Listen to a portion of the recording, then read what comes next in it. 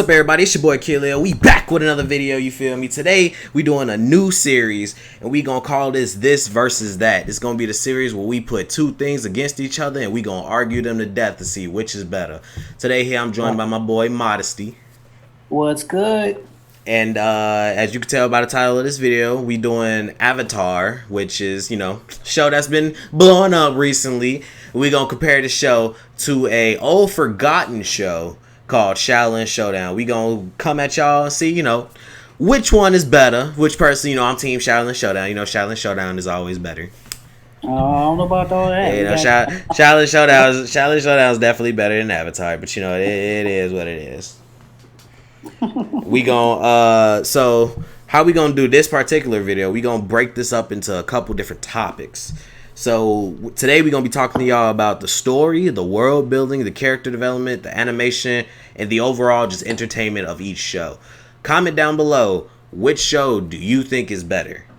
And if it's not Xiaolin Showdown, I'm deleting y'all comments. Just know that. But ignore. You said what? I was telling them to ignore you. Nah, man. Xiaolin Showdown a GOAT. I'm telling y'all. But anything you want to say before we start the video? Anything I'm forgetting? I feel like I'm forgetting something. Yes, we have to explain the order that we're going to be debating this. I said that already. As in the story, the character I said development. that already. All right. Then I think we good. All right, cool. So without further ado, we gonna start with the story. You feel me? You go first if you want to. All right, no problem. We'll start off with a quick synopsis of the overall story. The Last Airbender is basically about a little kid named Aang, who is supposed to be the his world. You screwed. Now, oh my lord. Now, the Avatar is supposed to be the one person in the entire world who is supposed to keep the balance. And on top of that, he is the one person who can control, manipulate, and conjure all four of the main elements, those being earth, water, wind, and fire. Now, in his world, each of the nations are split up by these elements. So you have the air nomads, you have the earth kingdom, the water tribe, and the fire nation. Now, in the story, the fire nation decided to declare war among everybody else in order to create its own empire. And so before all of that war could kick off, and when Aang had found out that he was the Avatar, he ran away from his responsibilities and ended up freezing himself for 100 years. When he finally woke back up, it was directly in the middle of the war. And it was his responsibility to fix the world, to end the war, and not only to handle everything both literally and in a physical sense, but also in a spiritual sense as well. So the overall story of Avatar is one I highly recommend. Are you good? I can go now? Okay, cool. Yeah. Now let's get to the GOAT show, you feel me? So, okay, so quick synopsis of Xiaolin Showdown. Basically, sorry, I thought I heard a bitch talk. I'm sorry. So basically, the overall story of Xiaolin Showdown is basically summed up as this: there's 4 Xiaolin dragons in training, and basically they have to keep the balance between good and evil. The story actually goes back to a warrior's time. His name is Grandmaster Dashi. Come on, keep up, people. His name is Grandmaster Dashi. He's fighting this evil witch named Wuya. Keep up, people. So they're fighting over these mystical objects called Shengon Wu.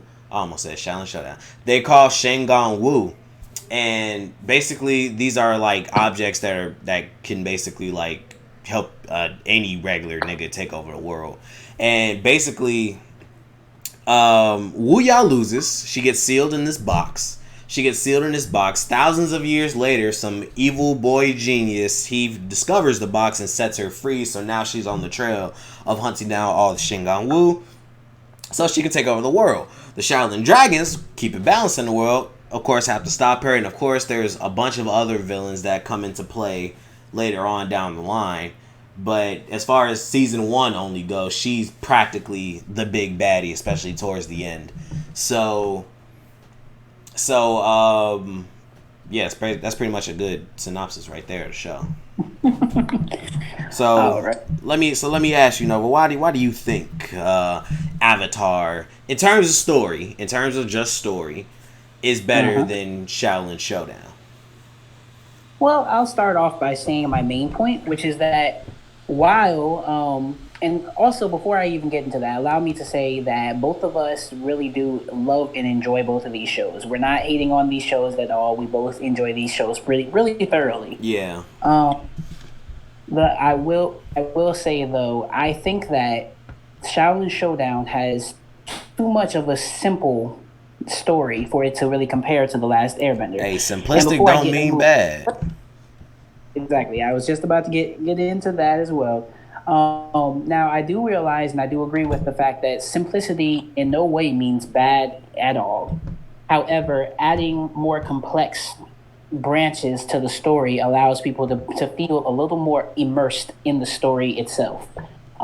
Having these subplots of characters or their relationships in the story allows you to feel like you're a lot more connected to not only the characters but also the story overall.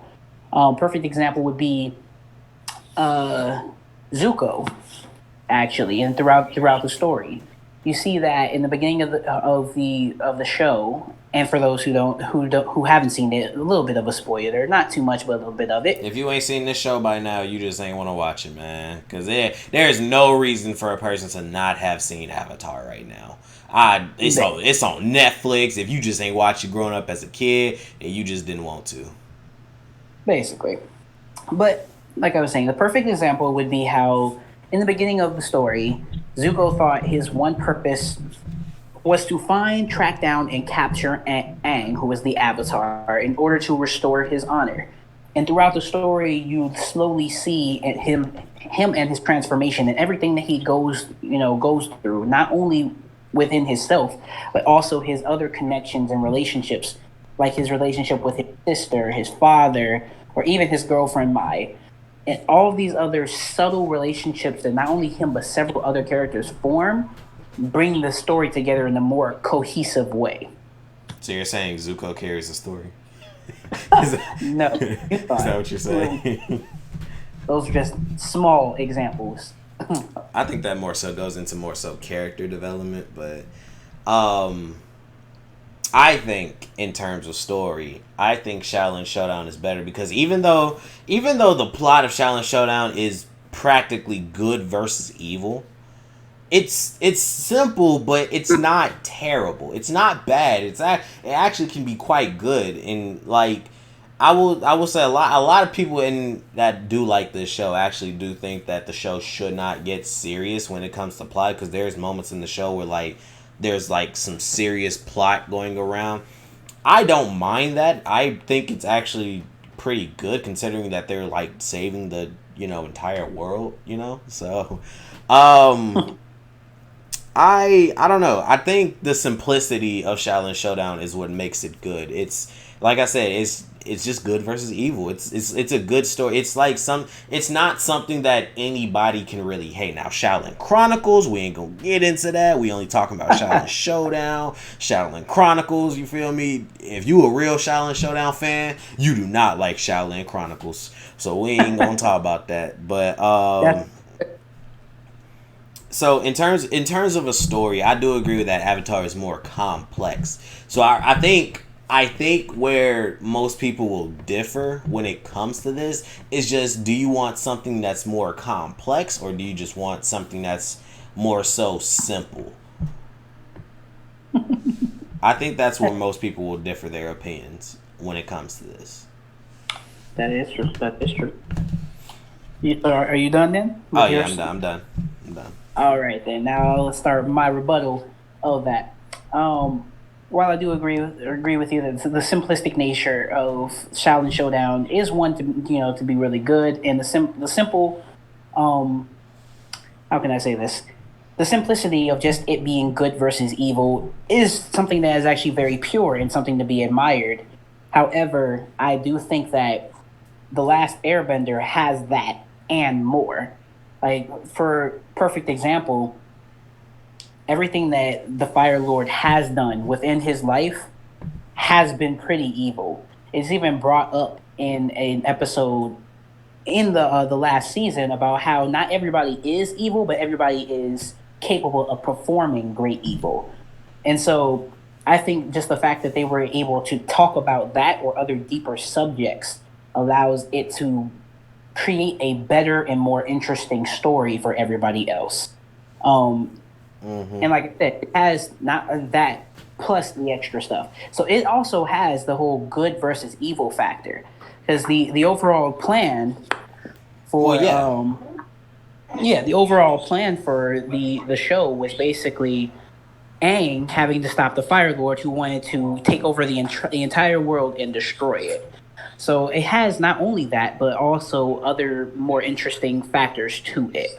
Go ahead. Go ahead. Your turn. Okay. So, ooh, what's that? I'm dead. Okay, so to rebuttal that, I think that Shaolin Showdown, although they don't just blatantly say that everyone is capable of evil, they pretty much show this. And the reason why I say the show is because two of the four main characters actually have like an arc where they both become evil. They both end up playing for the other team. And like I said, they don't blatantly show that, but they do have like talks about it. They do pretty much like represent the evil side pretty well. They just do whatever they want. They take over everything. Blah blah blah. So I don't think that Avatar has necessarily. I don't think that the show has has a leg up because of these things. I think if anything, it's more so like it's pretty much representing the same thing. I mean, two characters, like I said, two of the main characters, not even just two random good characters. Two of the main characters turned evil at one point. You know what I'm saying? And if you want to be honest, there is a concept in Shaolin Showdown that's actually pretty interesting, which I think people will decide for themselves if this kind of helps this point or not.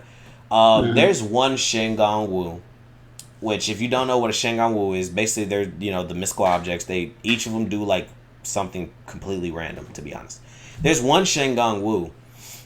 It's called the Yin Yang Yo Yo, and they're technically two. But if you use one without the other, you go into this other world, and you'll go in as yourself. But if you come out without the other part of the Shingon Wu, you'll actually come out pretty evil. You actually come out actually. I'm sorry. Let me say this correctly. You'll come out the opposite of what you already are. So if you're good, you'll turn evil, and if you're evil, you'll turn good. So these are like subtle cases of what you're talking about, to where they're talking about anybody can be evil, because the show Shaolin Show, I feel like they represent that without even saying that. Okay. That's a fair point. Um, Go ahead. do you want to move past story and go into what is The it? world. The world building. Yeah, we can do so. You can go ahead and start it off. Okay, so I think okay, I'll say this right now. In this category, I definitely believe that Shaolin Showdown loses. Like, straight up, hands up. I don't, and main reason why I say this is because I don't.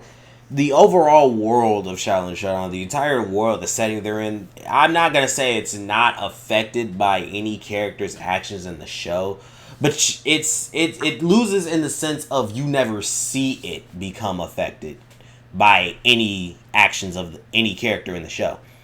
The only times you see the world, like, I guess, in a dark place is when like a villain manages to actually win and take over the world.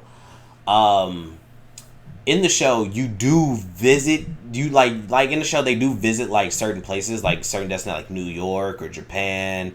They travel basically all over the world, and you see the world, but you never see the world when it's taken over by somebody else.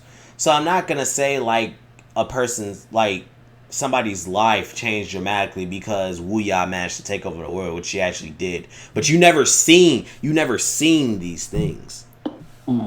So I can't say that Shaolin Showdown has the greatest world building ever, or even anything close to it. Because once again, you never see these things. So that's basically all I have to say. But where you do see them, though, is in the last Airbender. Anyway, That but well, they're at war, bro. You better see it in the last. They're at war. They're literally at war. You better see some type of way the world is dramatically changing because of the war. They're in the middle of a war. It's not like they're in a war with just like one country. No, it's like a war all over the world. So you better see this in Avatar. Of course, and I think that it's actually very, very greatly shown, actually. And the reason why I say that is because they successfully were able to portray a war in a very serious tone while successfully keeping it in as a kids show. So, perfect example, while death was mentioned, death was never exactly shown on the show. It would like openly see this person like stab or slice or kill anybody. They successfully depict that without actually breaking the innocence of the show. I think Jet definitely died. That nigga definitely died. Well, yeah, but they didn't show him like. They pretty much inferred that, bro. He was on the ground like injured, and then he basically was like, "I'll be all right," and they walked away, and Toph was like, "That boy lying." Like they. Yeah. I mean, granted, I think that was actually like the most censored death in a kids show like ever, but it was well shown. It was well shown. I'll give them props for showing that well. Yeah, so I think the combination of portraying something that dangerous in such an innocent way, on top of being able to show how exactly their world works in terms of like their powers, their abilities, and where people stack up. It really does, bring out the essence of the show. Like I think one of the most creative things that they actually showed on the last Airbender was the Earth Rumble 6 tournament, and how basically just like in real world, in the real life, you would have wrestling or you would have boxing or any other sports sort of events going on. They have the same thing going on in their world too, but while using their own natural abilities that are in their world. So I think they did a really good job of actually creating a realistic sort of world while keeping the fantasy involved. Well, like I said, I think Xiaolin Showdown loses because, like I said, they don't really show the world being involved in the show. Like, that's true. You don't really see nothing out. You don't really see anything outside of the battle between good and evil. Like, you don't really.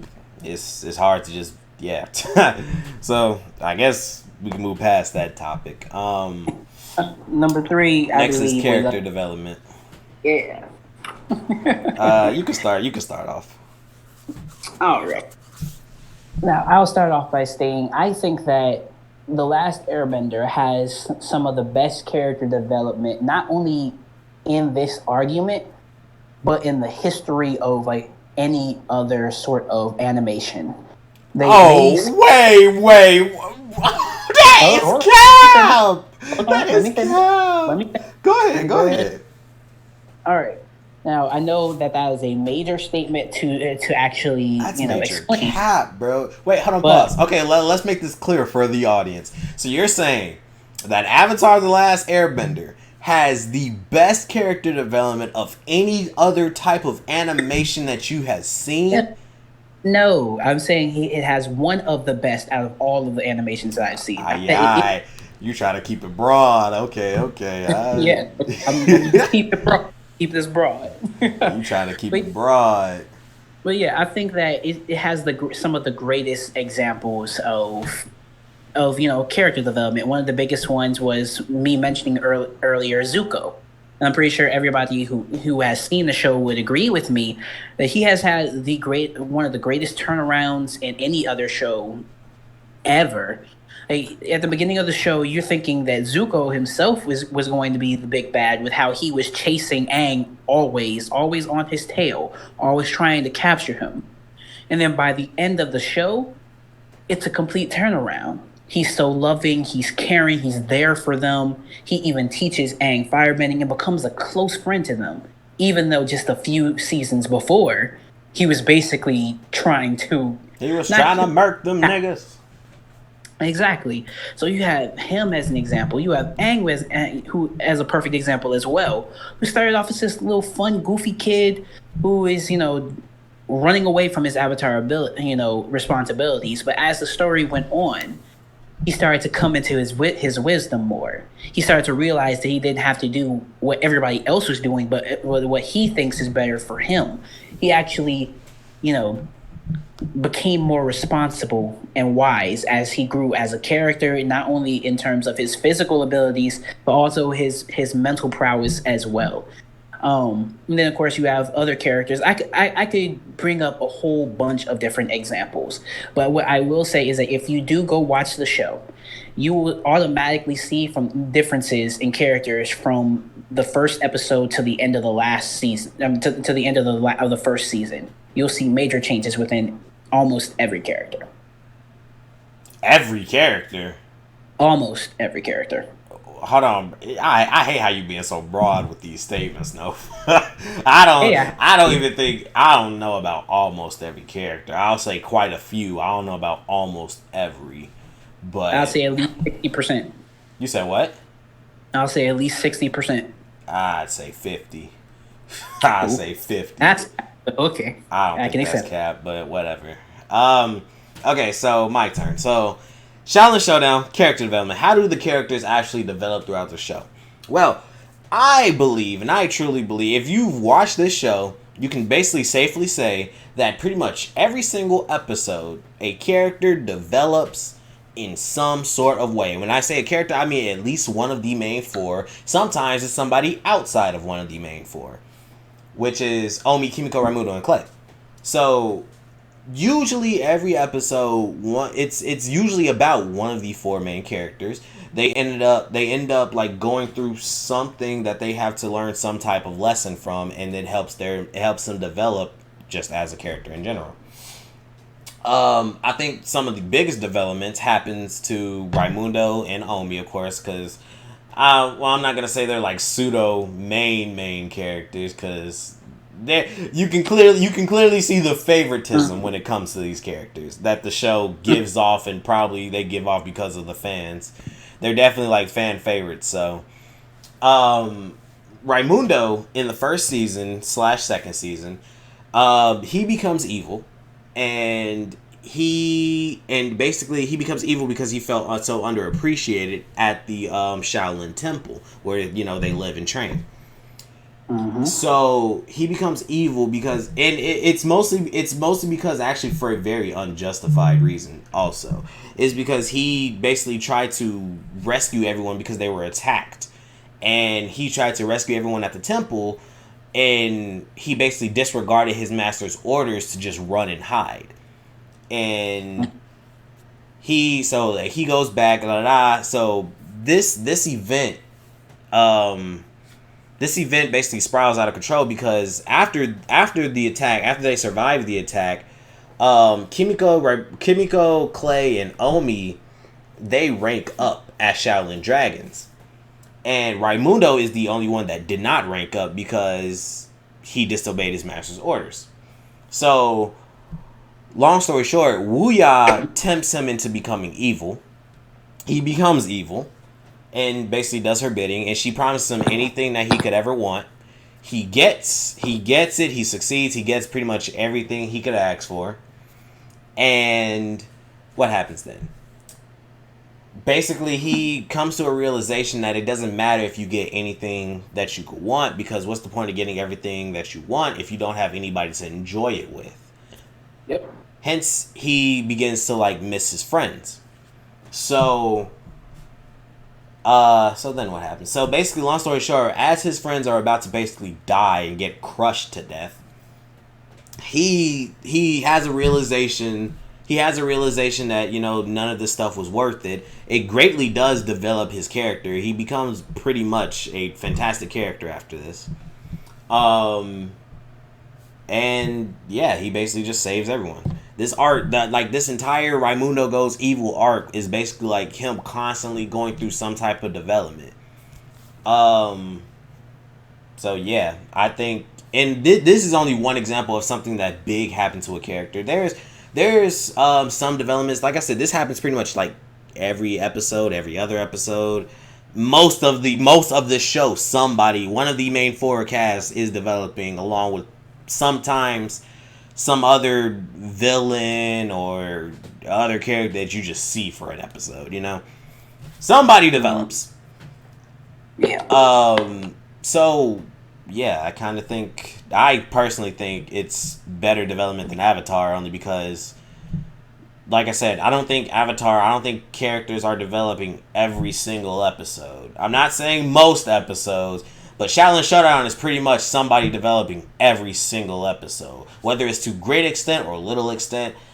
I don't think ain't nobody in Avatar developing every single episode. I'll say most, but not every single one. Mm-hmm. All right. You done? Yeah, I'm done. Alrighty. I'll start off by rebutting what you were saying. I will say though that I do agree with you saying that it doesn't happen in every episode. There's not a significant amount of change in a character in every episode. However, I will say that most of the time it's not necessary. And the reason why I say that is because these characters are so great within themselves, even from where they started, that most of the time there's very little changes that need to actually happen. Perfect example of what I'm saying is with Katara.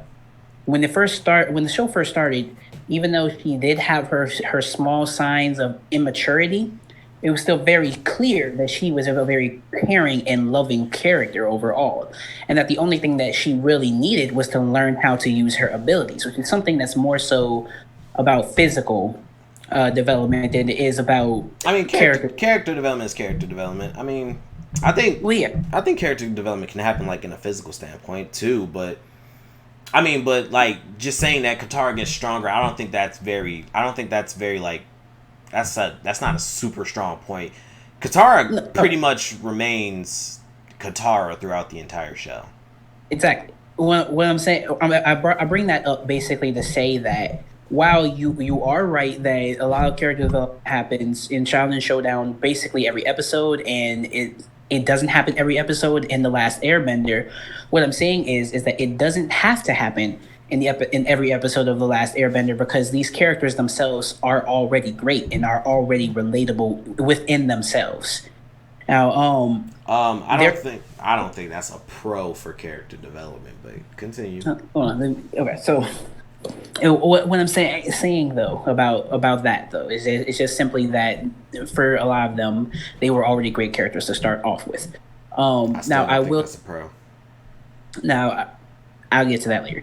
What I will say though is that the character development that does happen, I think, is actually portrayed a lot better than all the character development that happens in Xiaolin Showdown. I could use Zuko for an example, but I'll even move away from Zuko, and I'll use his sister Azula. When we're first introduced to Azula, she's always brought up as the perfect child. She does everything that her father, wants perfectly, and she's completely perfect in the eyes of everybody else, even though it's all out of fear. And she seems like always has control in every situation. What were you? I was gonna say, that doesn't really change until the end of the series. Yeah, but as the series goes on, you start to see her slowly become more frustrated with her failures. You start to slowly see that her friends and the people who are beside her start to slowly slip away from listening to her. It's very subtle, but you start to pay attention more and more to them basically disobeying what she's telling them to do. These being more prevalent with like Mai, and then later on in the series with Ty Lee. Okay. So I can definitely agree on that. I definitely think, but would you call Azula? Because I'm pretty sure, like I said, if you haven't seen Avatar by now, I don't even know why the hell you're watching this video. Because I'm pretty sure most people don't remember Xiaolin Showdown. But I I will say this: I wouldn't call Azula as having character development. If anything, I would more so call that regression. I'm not saying that Azula wasn't handled well. I think she was handled well, but I would more so call what happened to her character regression. I wouldn't call it development. Well, see that also depends on what exactly you would call character development. That would It's be a debate for a different day.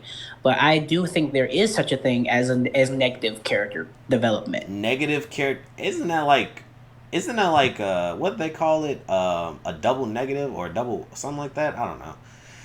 As I'm trying to I think of the mean, term. I just had it in my head, but I forgot. But like, isn't that contradicting? That's what I'm trying to say. Isn't that contradicting? contra- in terms of character How do you development, have it how do you have negative character development? That's just kind of, isn't that just like regression? That's just regression. it can be, yeah, regression, but at the same time, it can also be development. But it all depends on where exactly the writers planned on having this character by the end of the series. And it seems like the writers already planned on Azula sort of cracking anyway by the end of the series in the first place. So in terms of her own character development and what the writers desired her to be, it's exactly what she needed to be. Like they accomplished that. It was great. And she's not the only person that I could actually use as an example of character development either. I could use, I could use Sokka with how he was joking around. He was very basically against even going on the adventure at first with Aang, but eventually, as he started to learn more about Aang and learn more not only about him but about the outside world, and also as he grew older and upped his skills, he started become a lot more humble. And while he did keep his own personality in terms of his jokes and everything, he also was, later on in the series, was able to see that there are certain things that he couldn't do that everybody else could do, and that he had to basically find his own way around it. And he did it successfully. Mm-hmm. And so it's sort of like you have all these small bits of character development that are sprinkled in over the show, and it's just enough. Not too much to the point where you have to have it every single episode, but just enough for it to be almost perfect. Okay. I rebuttal. Um. Well, I still don't agree with Azula. I feel like, well, character development is more defined as like, well, I feel like when characters develop, it helps them become a more well-rounded character. Um, I would not call Azula a well-rounded character by the end of the series because she literally went crazy. But I will say, I'm not saying that she wasn't handled well. I think Azula is actually one of the better handled characters in the show. But I just would not call what happened to her character development. I feel like, if anything, like it is regression. The reason why I say that is because you see this girl who's like, she's perfect at everything. She like from the get go of the show, Azula's character was already established. Like she already had an established character. She didn't really have anything to develop. Cause you knew it'd be different if she became like a good guy. That would be development. But she's evil. She's going to stay this way the entire show, and she did stay that way the entire show. Mm-hmm. Only thing you see like change about her was her mental state, and that's not development. I don't think going from sane, sane quote unquote, because she's actually really sadistic, but I wouldn't say going from sane to crazy is development. I can see if she learned from like her friends betraying her what that meant, like as her as a person, but she didn't. It's just more so like she just went crazy. Now, enough about that. But when it comes to Showdown characters, I'll tackle one character's development for you. Omi. Omi. Omi, who is, for those who don't remember, he's, like the yellow boy on the cover. Just Google the show and he should be the first person to pop up. But Omi, he starts off the show. Actually, no, I wouldn't even say he starts the show. He's pretty much the for most of the entire show, he's very cocky. He's very cocky. He's very arrogant. He has to be humbled multiple times because he thinks he wants to be the strongest. He's like a kid. He's like a kid who just wants to be the best at everything. So multiple times throughout the show, he has been humbled about not being the best, about more so, especially toward the end of the show, the very last episode actually, about him not being able to become the best because there's somebody better than him, and there's already somebody better than him. These are things that he accepts throughout the show, that he constantly accepts throughout the show. I'll pretty much say honestly, I think that's one of the best things to say when it comes to somebody's development in the show, about how Omi just constantly is developing, he's constantly learning, that he's just not number one. Even though he thinks he's number one, he keeps being humbled. And he gets stubborn and cocky, but when he is humbled, at first he might be like a little sourpuss about it, but he comes around and he's basically like, okay, I'll accept this. You know what I'm saying? I think one of the biggest examples is at the end of the show, Raimundo. So basically they're on their final test. They're about to have a leader selected.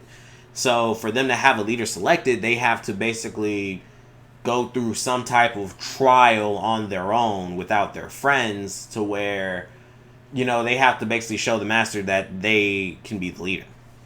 Omi, long story short, and this is major spoilers. This is major spoilers for the end of the series, actually. Long story short, Omi does not become the leader. The leader that he pretty much the entire show always talks about being the number one of the main four, that he boasts about the entire show. He does not become the leader. And he's sad about that at first. But you see when Raimundo ends up becoming the leader, by the way. Raimundo becomes the leader. You see Omi, he is sad about it, but he accepts it. And he's not discouraged to where he doesn't want to do anything anymore. He accepts it. He's humbled by it. And he's just going to keep training to do better, which Xiaolin Chronicles, oh god. If you're a Xiaolin Showdown fan, don't watch Xiaolin Chronicles, please. It'll ruin everything. It ruins everything. Oh god, don't watch Xiaolin Chronicles, please. But sort of one of the same. Nah, I can't say the same. Never mind.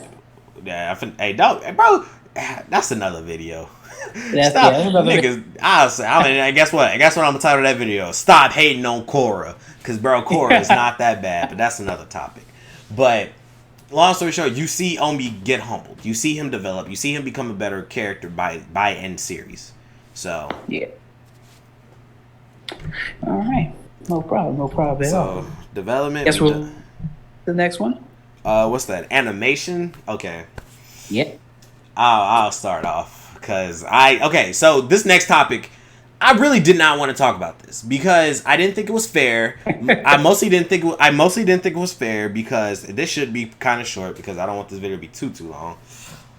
I didn't think it was fair because Xiaolin Showdown is a way older show than Avatar, but even still then, me looking at Xiaolin Showdown, I was like, this show actually still looks pretty good. The animation for Xiaolin Showdown, it's pretty spectacular. Xiaolin Showdown's pretty to look at.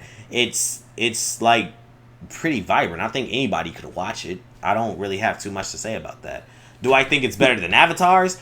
Personally, I'm sure he's going to say that Avatar is better, no doubt. Personally, from what I'm saying, I think it just depends on what you want to watch. Because I think if you want to watch something vibrant with a bunch of color, then you should definitely watch Xiaolin Showdown. If you want to watch something Avatar related, to me Avatar looks older than when it came out, to be honest with you. It doesn't look like it came out in 2010 to me. It looks like it came out maybe 2008, 2006 type thing, but whatever. But to me it just depends on what you want to watch. Like I said, I think Avatar has a nice little darker color tone to it. Compared to Xiaolin Showdown, it's pretty vibrant. So I don't have too much to say about that. I think as far as fight scenes and everything go, I think Xiaolin Showdown is actually pretty fucking great at terms of their animation, their fight scenes.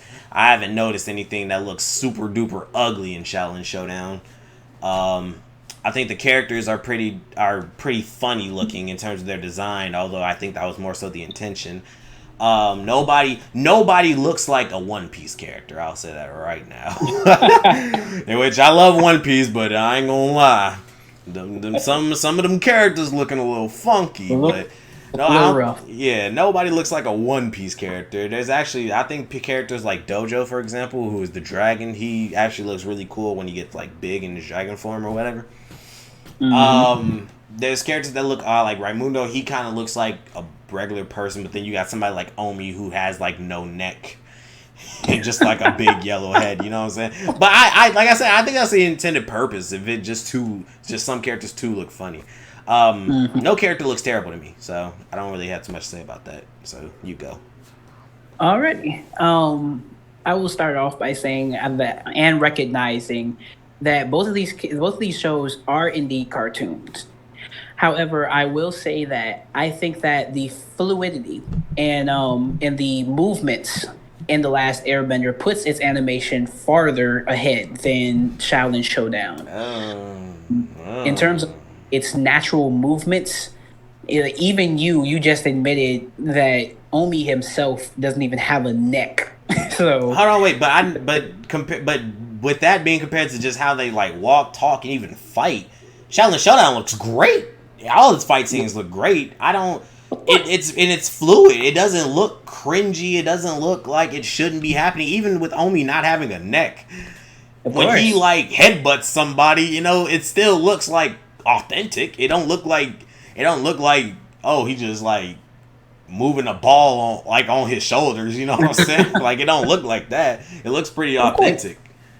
Of course, and I do give that to you. It does, for what it has. It does do a great job, but I do think that the more humanoid characters of The Last Airbender and how fluid their movements are is better portrayed in The Last Airbender.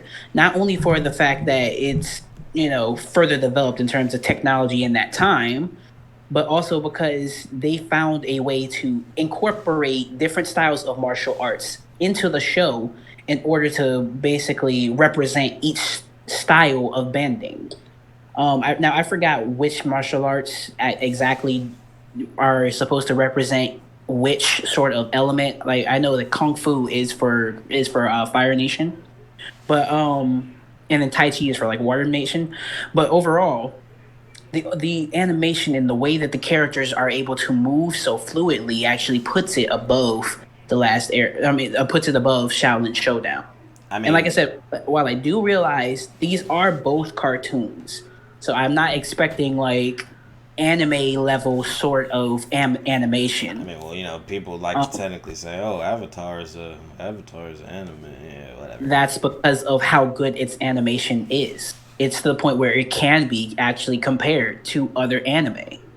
And that in itself. I think Shaolin Showdown could as well. You just got to pick your poison. I'm not saying it's gonna be compared like to DBZ or something, but like, but just in terms of their movements, and even the color contrasts, and how well they use the colors to really dictate the separation of each character in each nation, really is done well.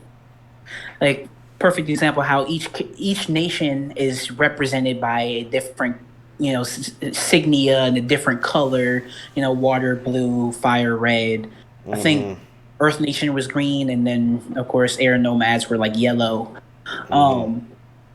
How they use their colors, and even how they show them actually conjuring and manipulating these elements puts it slightly above what they have in Shaolin Showdown. Now, like I said, no way, or shape, or form is what they do in Shaolin Showdown bad. I do love the show, but I do think that they were able to portray what their elements would actually be like better in The Last Airbender than they do in Shaolin Showdown. I'm not gonna say Shaolin Showdown's animation is better because, like I said, I don't know how to argue this. I mostly just think it depends on just what you prefer. I think the fight scenes, how they move in Shaolin Showdown, all that's portrayed just really well. I don't. It's not like how like it's not like still animations or anything. It's fluid. It's not. I Hmm. don't know how else to really say that. I think they portray it really well. Like audience, whoever watches the video, comment down below, please, because I don't really know what to say in terms of the animation. Please, Feel I free to don't. leave any concerns down there. We will definitely listen and improve on it for the next video. Yeah. I so. Okay, last thing, because I really don't want this video to be like an hour long. We're gonna at least try to cap it at like 50 something minutes.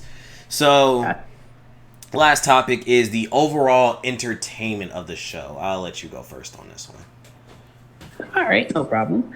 Well, I'll start off by saying that I think overall there is not a single like extremely bad episode in the last Airbender. Oh, I oh, that's I cap! That's I cap! hold on, let me finish. Now, while there are, or I'll even say there is one particular episode that people do talk about pretty heavily, which for those who don't know it, it's the Great Divide. Um, Even Hold on a in that second. episode, there are still forms of entertainment that will keep you engaged, like the realisticness of the relationship that's happening between the two tribes that are in that episode. They bicker somewhat like children, basically, and so the combination of the realisticness of that in that episode, plus the action that they go up against in that episode, allows you to still keep that sort of form of entertainment. I wouldn't call Now that realistic. that specific episode that I'm talking about, though, is still regarded, even though it's still agreed that it's a good episode, it's still regarded as the worst episode. So if that's still regarded as a good episode, but is the worst in the series, and I think that the rest of that says a lot about a lot of the other episodes. Well, I have Yeah, not heard anybody regard. Well, that's I don't think that episode is the worst episode to me. To me, I think the worst episode was like probably damn near anything in season one. Honestly, I personally think pretty much Avatar was not that good in season one. I don't think the show as a whole was good in season one at all. that's I a don't think the massive. show. I don't think that's cap. But Oh, like you are entitled to your opinion. I, we'll argue about it after the video. But um, I will say that even in terms of season one, there are things that always keep you entertained, whether it is the action, Sokka's humor, or even the relationships and how they start to grow and develop. There's always something that keeps you interested and entertained into that show. all right, I can go. Yeah. Okay, Shaolin Showdown. I'll basically use your argument and just go to a higher degree. All right. Shaolin Showdown is always keeping you entertained as well. Okay. Like literally every single episode, every single I won't say every single moment. Most moments in that show are pretty entertaining. I think every single episode has a actual Shaolin Showdown, which for those of you who don't know, a Shaolin Showdown, the Shingon Wu that I mentioned earlier, when two people clash over them because they're competing to get the Shingon Wu throughout the show. When two people clash, come together and like try to fight and get a Shingon Wu from each other, it triggers a Shaolin Showdown. A Shaolin Showdown is a challenge that whichever one initiates, they get to choose the challenge and they fight over the challenge. They fight over the challenge and they basically just do the showdown. Whoever wins gets the actual Shingon Wu and just whatever else is wagered. I think this brings an entirely different level of entertainment to compared to like any show ever, because every single episode, or not actually, I think there are a couple that don't actually have a Shaolin Showdown, but most episodes that do, because most episodes do actually have a Shaolin Showdown, it's always a different showdown. It's never something reused. The showdown, the entire like world is transformed into this world specifically designed for the challenge. And it's phenomenal, like the new different world that the show brings you to see, and just like the design of everything that's going on and just how things operate. One example it was one showdown between Omi and one of the other villains, and one of Omi's friends, where they had to play a game of basketball. The entire world changed around them to where like they were in space, and that the actual, like the lines on the basketball court that actually outlined the basketball court, that was all they could walk on. And they didn't have a floor. It wasn't like, and like the spaces in between were just like empty spaces. So they had to like walk on the lines and everything. It was so creative. Shaolin Showdown keeps you engaged with its creativity. And even the use of every Shengon Wu, because every Shengon Wu is different. They do different things. Some may be like a little similar, but they're to like a whole nother degree of like just different. The powers, and keep in mind that the main cast, they have like the different elements at their disposal: water, fire, earth, and wind. And they can use these powers as well in conjunction with their Shengon Wu. The fight scenes are just incredible.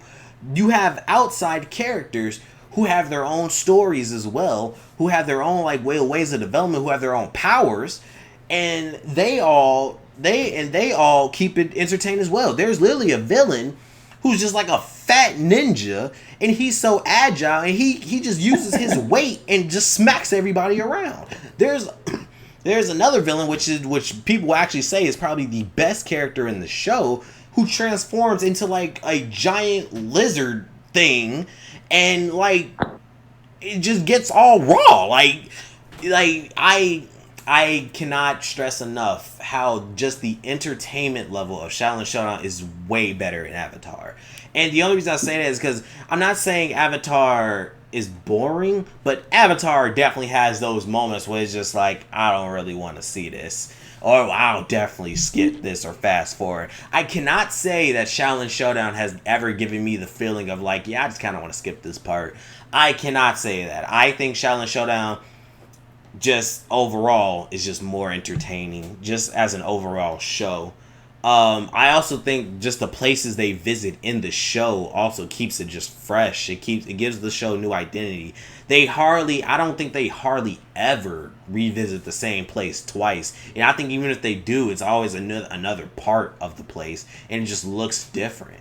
So yeah, that's pretty much all I have to say about just the overall entertainment. I highly recommend you watch Shaolin Showdown. I think it's like one of the forgotten shows. I think it's one of the forgotten shows that just like it's so good. Like I just think it's so good. It's like a really good forgotten show. And by no mean just because it's forgotten, just because it's a forgotten show, that does not mean it's bad. I promise you, it's not bad. I promise you, it's actually one of the best cartoons ever. That's pretty much all I had to say in terms of the overall entertainment. Alright. Any one of like little last minute points you want to add on? Yeah. Keep it short. I don't want the video going over an hour. I'll try. One thing I will say is that I do agree with you with the fact that Shaolin Showdown is a very entertaining show. It has something new and different in every episode. Though I will say though that sort of form of entertainment is like the sort of form of entertainment you would get if you were like, let's say like back in 6th grade when they had, last cap. Continue. Now in the morning, Cartoon Network would play like Beyblades and and Pokemon in the mornings for the children who are about to go off to school. It has that sort of level of entertainment. I think that's it has. Right. I mean, it's great. It is great, and even now, I'll even go back and watch even Pokemon or Beyblades, but I think that its level of entertainment is sort of limited by its maturity level. And the reason why I say that is because while the entertainment is great and it is creative, it keeps this how can I put this? It keeps the fantasy level up. And while there is nothing wrong with enjoying a world full of fantasy, that's exactly what Avatar is, though. See, that's the thing. I was just about to get to that. while I do enjoy that sort of level of fantasy every now and then, I think the maturity of the entertainment in Avatar puts it above Shaolin Showdown because you'll have different types of entertainment from it. I Yeah, you creative in Shaolin Showdown, but you'll also get entertained from the relationships and the comments and all the funny things that happen in the Last Airbender as well. But that's Instead of pretty much the same thing as Shaolin Showdown, though. You see other people's relationships, you'll be entertained by that too. You have literally limitless Shengon Wu to entertain. You have the showdowns, you have them training, you have their life at the Mhm. temple, their life when they go out and actually, save the world. These Yeah. I don't think I don't think the tone or even like the writing in Shaolin Showdown. I of course actually I'll say this for both shows. Actually, the writing in both shows can be a little cringy at times. I think that's both of them. I don't think there's anything that Avatar does or the tone of Avatar, because granted they are in war, but you never see anybody die. You just never see these things. They like even like I don't know. And you never see anybody die in Shaolin Showdown either, but like I don't think the tones are too different when it comes to these shows, because granted Avatar they're just at war, but it's like you never see anything really truly terrible happen to anybody in particular. Well, yes. But at the same time, though, when you're watching these shows, you can very clearly see like the age demographic that they both shows were trying to reach. I don't think that Shaolin I don't think that's necessarily different, but if you say so. Um That'll just be my final points. Go ahead.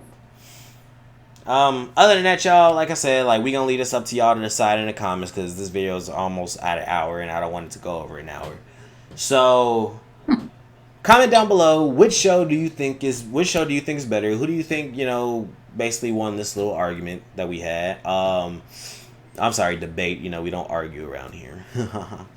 Indeed. So yeah, so make sure you like, comment, subscribe down below. Check the description box down below. I have some stuff down there for y'all. Yeah, just comment. I'll probably do a poll somewhere, sometime, about just like who do you guys think won. So make sure you subscribe for more content. Comment down below also what other topics or just things that you would like to see us just like discuss and argue about. It doesn't necessarily have to be shows. It can be damn near anything. So, yeah. Other than that, see y'all in the next one. Peace. Deuce.